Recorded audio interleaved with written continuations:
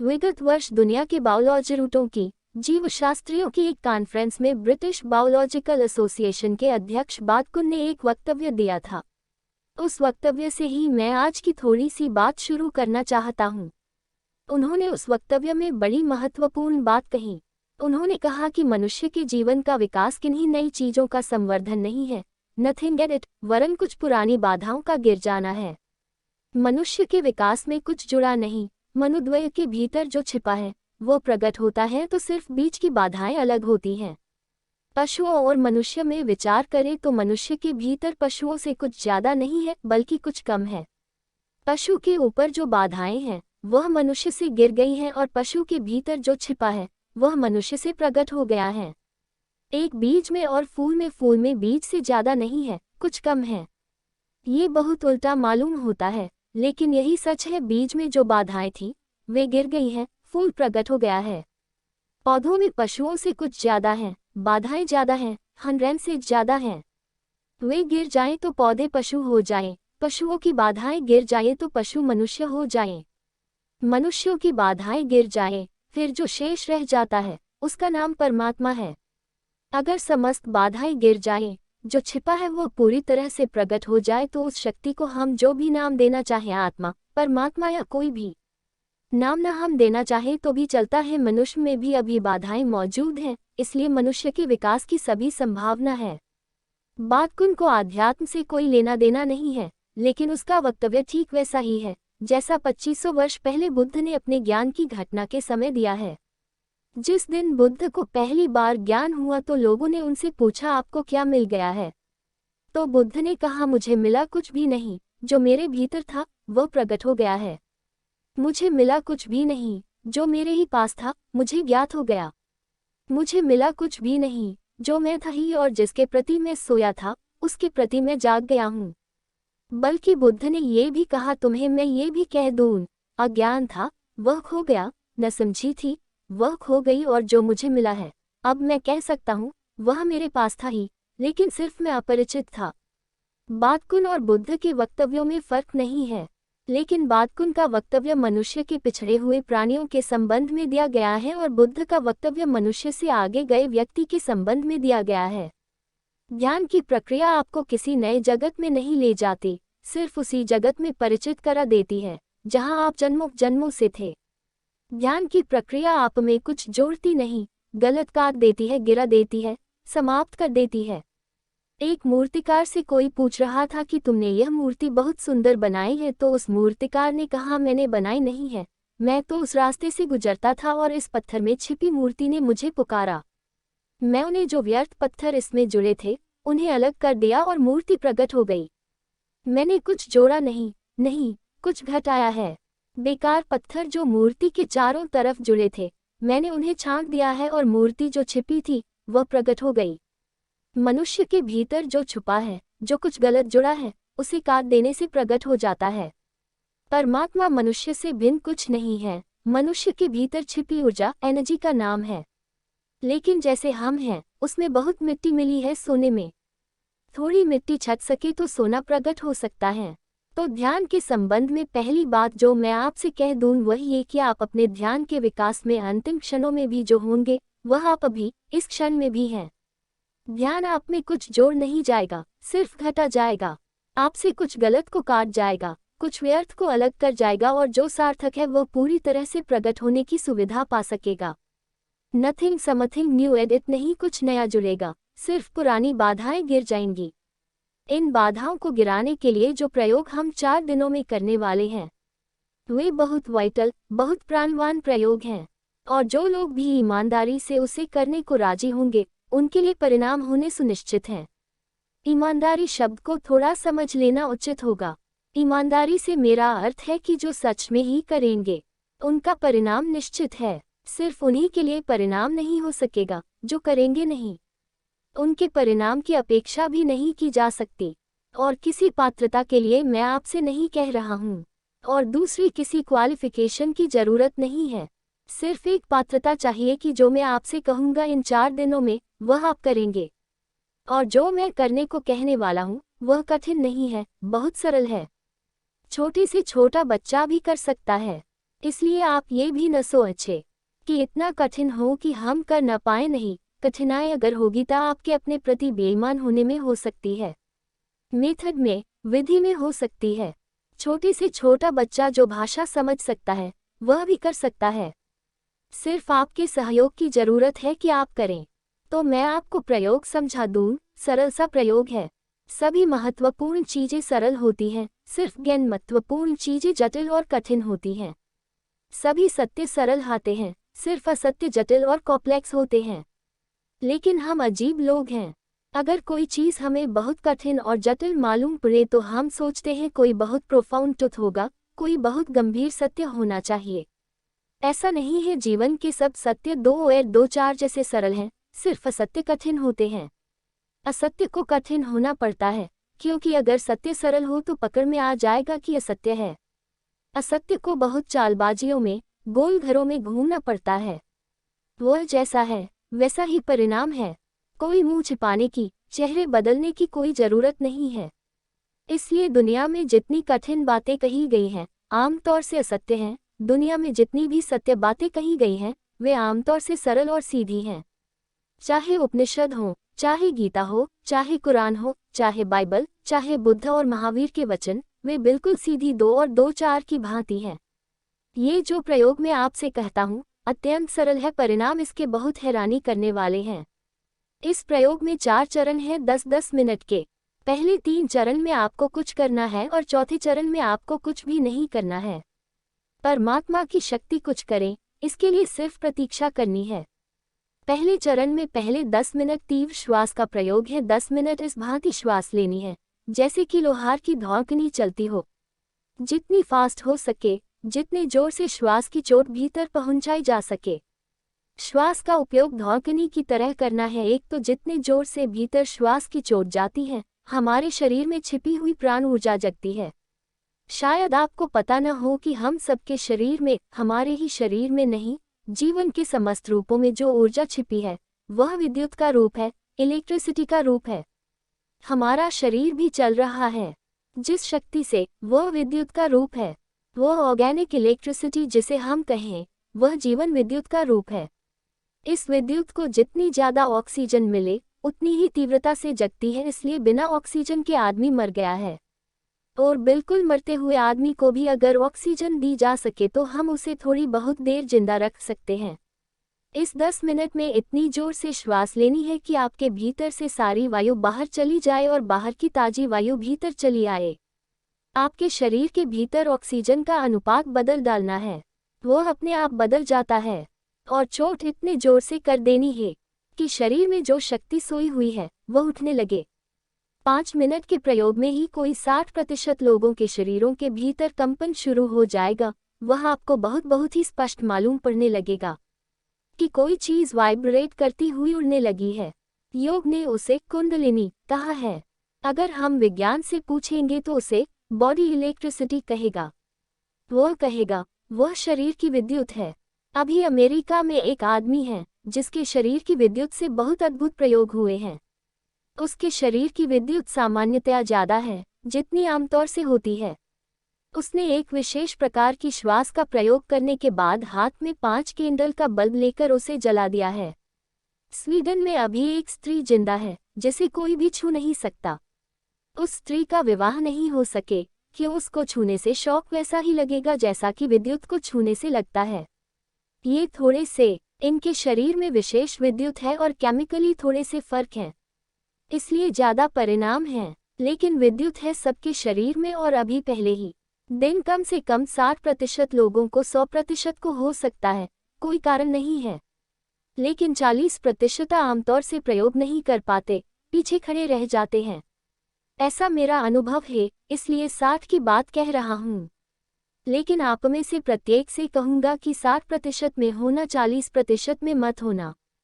5 minute के बाद ही आपके शरीर के भीतर कोई चीज़ कांपती हुई, उठती हुई मालूम पड़ने लगेगी।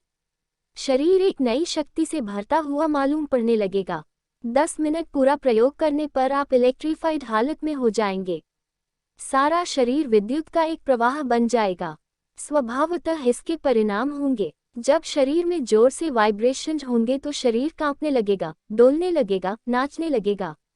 दूसरा जो प्रयोग है 10 मिनट का, वह शरीर को डोलने, नाचने या शरीर को जो भी करना है उसे करने की पूरी छूट दे देने का है। उसके परिणाम कैथेर्टिक हैं। हमने अपने शरीर में न मालूम कितने तरह के दमन कर रखे हैं, मन में भी बहुत तरह के सप्रेशंस कर रखे हैं। जो भी व्यक्ति ध्यान में जाना चाहता है उसे पहले इन दमन से मुक्त हो जाना जरूरी है। क्रोध आया है, वे क्रोध को पी गए हैं। वासना आई है और उन्होंने वासना को दबा लिया है।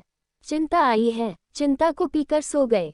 हमने न मालूम कितना मन में छिपा लिया है। जब रोना चाहा है तब रोए नहीं, हंसना चाहे हैं तो हंसे नहीं, चिल्लाना चाहते हैं तो चिल्लाए नहीं, नाचना चाहे हैं तो नाचे नहीं। वो सब हमने दबाया हुआ है। मन और शरीर दोनों में हजार तरह के दमन इकट्ठे हो गए हैं।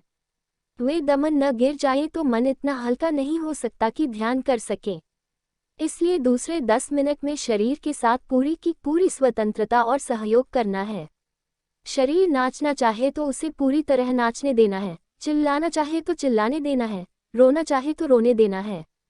शरीर जो भी करना चाहे सिर्फ अपने शरीर के साथ, दूसरे शरीर के साथ नहीं, अपने के साथ जो भी करना चाहे उसे पूरी स्वतंत्रता और सहयोग दे देना है। कोई 60% लोग अचानक अपने भीतर बहुत कुछ होता हुआ पाएंगे।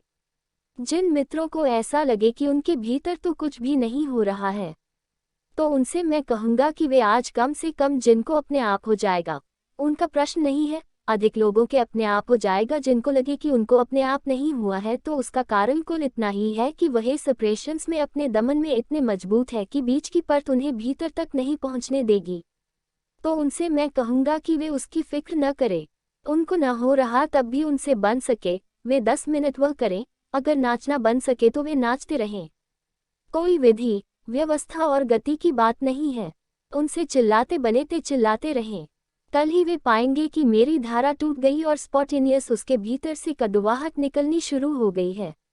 इस 10 मिनट के बहुत गहरे परिणाम हैं। इस 10 मिनट के नाचने, चिल्लाने, डोलने, हंसने के बाद इतने हल्के हो जाएंगे जितने शायद जीवन में आप कभी भी नहीं हुए। पहले चरण में आपके शरीर में जो विद्युत जगेगी वह आपको सहयोग देगी नाचने में, चिल्लाने में, रोने में, हंसने में। और आपको भी अपनी तरफ से कोऑपरेट करना और जो भी आपके भीतर हो उसको पूरी तरह होने देना है। अगर आपका हाथ इतना हिल रहा है तो आप उसे और पूरी तरह हिला दे कि हाथ के भीतर से भी वे दमित हैं, वे निष्कासित हो जाएं, उनकी निर्जरा हो जाए। इस प्रयोग से 4 दिन में इतना हो सकेगा जो कि 4 वर्ष में किसी साधारण प्रयोग से नहीं हो सकता। दूसरे चरण के बाद आकार शरीर वेटलेस मालूम होगा, जैसे बिल्कुल हल्का हो गया है, जैसे उड़ सकता है। दोहरी बातें मालूम होगी। पहले चरण के बाद शरीर शक्ति से भरा हुआ मालूम होगा। दूसरे चरण के बाद शक्ति पूरी मालूम होगी लेकिन शरीर एकदम वेटलेस और हल्का हो गया होगा। दूसरे चरण के बाद आपको स्पष्ट ऐसा लगना शुरू हो जाएगा कि शरीर नहीं है, बल्कि सिर्फ एनर्जी है, सिर्फ ऊर्जा है, सिर्फ शक्ति है।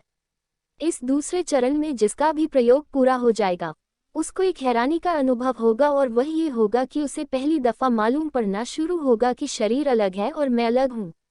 अगर आपने अपने शरीर को पूरा छोड़ दिया तो आपकी आइडेंटिटी टूट जाएगी। यह आज भी हो जाएगा। सिर्फ सवाल इतना है कि आप उसको पूरा कोऑपरेट करें। आप अपनी तरफ से रोके मत। आप यह न सोचे कि नाचूंगा तो कोई क्या कहेगा, मैं चिल्लाऊंगा तो कोई क्या कहेगा। जो आपके भीतर हो रहा है उसकी आप बिल्कुल फिक्र छोड़ दें, हो जाने दें। तो आप 10 मिनट के अंदर जो निरंतर सुना है, पढ़ा है कि शरीर और मैं अलग हूँ, वह आपके अनुभव का हिस्सा बन जाएगा। नाचता हुआ शरीर आपको अलग दिखाई पड़ने लगेगा। आप साक्षी हो जाएंगे कि शरीर नाच रहा है। आप साक्षी हो जाएंगे कि शरीर रो रहा है। आप बहुत साफ देख सकेंगे कि कोई और हंस रहा है और मैं देख रहा हूँ। ये प्रतीति ध्यान की गहराई में ले जाने के लिए अनिवार्य द्वार है। इसके बिना कोई ध्यान में नहीं आ सकता है। तीसरे चरण में जब दूसरे चरण में ये घटना घट जाएगी कि शरीर अलग और मैं अलग, तो एक स्वाभाविक प्रश्न मन में उठना शुरू होगा कि फिर मैं कौन हूँ। तो जब तक मैं अपने को शरीर मानता हूँ, श्वास मानता हूँ, अब शरीर और श्वास अलग दिखाई पड़ रहे हैं, फिर मैं कौन हूँ। इस तीसरे चरण में 10 मिनट तक हम अपने भीतर पूछेंगे कि मैं कौन हूँ। पहले 10 मिनट में तीव्र श्वास, दूसरे 10 मिनट में शरीर के साथ तीव्र सहयोग, और तीसरे चरण में मैं कौन हूँ की तीव्र वर्षा। भीतर इतने जोर से पूछना है कि पैर से लेकर सिर तक एक ही सवाल गूंजने लगे कि मैं कौन हूँ, और शरीर की विद्युत जगी होगी और आपके सवाल को विद्युत की तरंगे पकड़ लेगी और पूरे शरीर को कंपन में प्रश्न गूंजने लगेगा कि मैं कौन हूँ। इसे इतने जोर से पूछना है कि दो मैं कौन हूँ के बीच में जगह न बचे, न शक्ति बचे, न सुविध बचे, ताकि 10 मिनट एक सवाल रह जाए। 5 मिनट तेजी से भीतर पूछने के बाद बहुत से मित्रों की आवाज बाहर निकलने लगेंगी तो उससे भयभीत नहीं होना है। मैं कौन हन शुरू भीतर करना है। अगर चिल्लाकर बाहर आवाज निकालने लगे तो उसे बाहर भी निकलने देना है, उसकी कोई फिक्र नहीं करनी है। 30 मिनट में आपका शरीर थक जाएगा, आपकी प्राण शक्ति थक जाएगी, आपकी मन शक्ति थक जाएगी।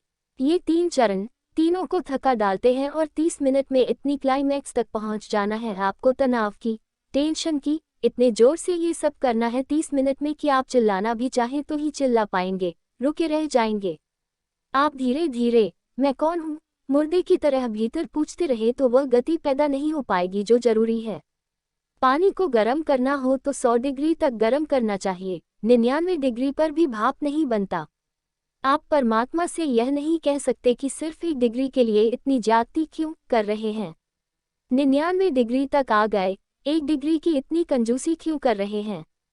लेकिन इससे कोई फर्क नहीं पड़ता, 100 डिग्री पर ही पानी भाप बनेगा। अगर 99 डिग्री तक भी जाकर आप रुक गए तो पानी गर्म रहकर ही वापस ठंडा हो जाएगा।